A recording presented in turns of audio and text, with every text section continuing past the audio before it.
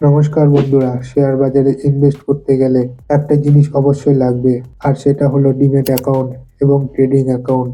অনেকেই ভাবেন দুটো জিনিস একই, কিন্তু আসলে দুটো আলাদা। আজকের ভিডিওতে আমি একদম সহজ ভাষায় বুঝিয়ে দেবো ডিম্যাট অ্যাকাউন্ট কি, ট্রেডিং অ্যাকাউন্ট কি, দুটোর মধ্যে পার্থক্য, কিভাবে খুলবেন আর কোনটা আগে দরকার। তাহলে ভিডিওটা শেষ পর্যন্ত দেখুন।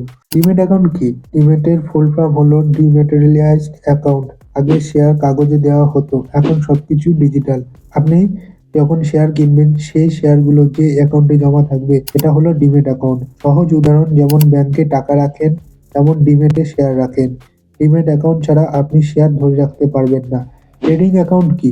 ট্রেডিং অ্যাকাউন্ট হলো সেই অ্যাকাউন্ট যেটা দিয়ে আপনি শেয়ার বেচাকেনা করবেন, মানে বাই করবেন ট্রেডিং অ্যাকাউন্ট দিয়ে, সেল করবেন ট্রেডিং অ্যাকাউন্ট দিয়ে। শেয়ার জমা থাকবে ডিম্যাট অ্যাকাউন্টে। ট্রেডিং অ্যাকাউন্ট না থাকলে আপনি শেয়ার কিনতে পারবেন না। সহজ ভাষায় পার্থক্য: ডিম্যাট অ্যাকাউন্ট শেয়ার রাখার জায়গা, ট্রেডিং অ্যাকাউন্ট শেয়ার কেনা বেচার জায়গা। Demat account storage, trading account transaction. Demat account ব্যাংকের লকারের মতন, ট্রেডিং অ্যাকাউন্ট এটিএম মেশিনের মতো। একটা ছাড়া আরেকটা কাজ করবে না।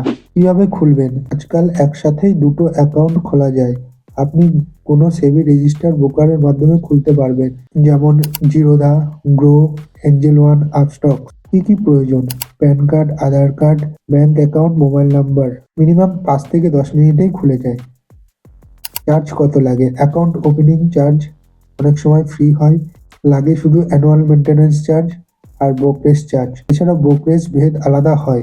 তাহলে বন্ধুরা, আজকে আমরা জানলাম ডিম্যাট অ্যাকাউন্ট কি, ট্রেডিং অ্যাকাউন্ট কি এবং দুটোর মধ্যে পার্থক্য। স্ক্রিনে দেওয়া নাম্বারটিতে আপনি চাইলে কন্ট্যাক্ট করতে পারেন।